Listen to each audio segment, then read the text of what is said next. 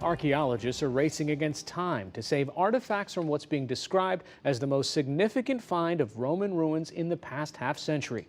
They're located in eastern France, and the discovery is being hailed as a mini Pompeii, the Roman town near Naples in Italy that was destroyed in 79 AD by the volcano Mount Vesuvius. As part of our ongoing coverage of culture at risk, special correspondent Malcolm Brabant reports. 2,000 years ago, this corner of what is now eastern France was on the fringes of the Roman Empire.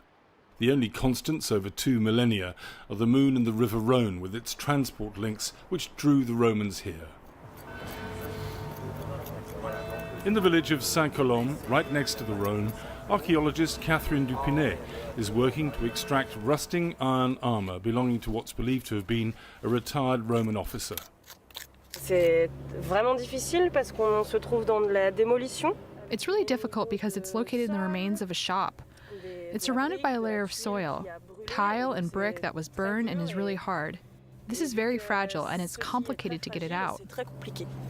This has been a very productive day for archaeologist Benjamin Clément, who's leading this dig. So here we just found all the piece of huge armor of the 1st century AD. Here we have a little part of a belt, and this kind of decoration comes from a little belt on the front of the armor. Here we have all the part of the armor, all the little pieces who come from it. We just find 10 minutes ago a little weapon, a little sword. I just show you, and if you come to see here, we have all the protection for the shoulder. The site has been described as perhaps the most important discovery of Roman remains in the past 50 years. Some of the artifacts apparently match the beauty of those found in Pompeii, especially the mosaic floors of houses belonging to the Roman upper classes. But the most precious ones are no longer visible. They were removed by the archaeologists before they went public about the site because, as Culture Ministry official Marie-Agnès Guédon-Buñuel explains, they were worried about theft. There has been an increase in clandestine treasure hunting in France these last few years, with objects being reclaimed from archaeological sites, which we are not happy about at all. The Minister of Culture is trying to fight against the practice because the removal of these artifacts from their archaeological setting prevents us from dating the site, and they are being actively marketed outside of France. But some of the more visually mundane antiquities, like clay pots, remain. This cluster was found in the Roman equivalent of a delicatessen. Mosaics is really interesting because it's part of art, it's like a statue, but for the understanding of the way of living of Roman people, and mostly for the middle class and lower class population, to find this structure is more interesting because it's a chance to understand how they lived and how they do for cooking, eating. That these treasures were found at all is due to a French law that requires developers to excavate areas where the authorities are confident that antiquities may be buried just beneath the surface. The town of Vienne and its surroundings are prime historical real estate. One of the best preserved Roman temples is situated in the heart of Vienne. And in the summer months, its citizens, many of them no doubt descendants of the Romans, dance and indulge in the age-old habit of worshipping Bacchus, the Roman god of wine and drink. Like Pompeii, the enclave at Saint-Colombe had its own disasters, not a volcano but a couple of infernos.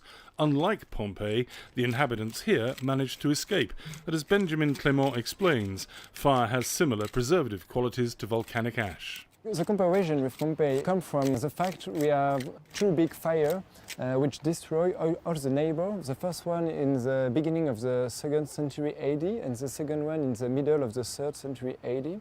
This huge fire froze all the structure, all the furniture, the artifacts in the houses, in the shop, in the public space, and it's exactly the same things than in Pompeii.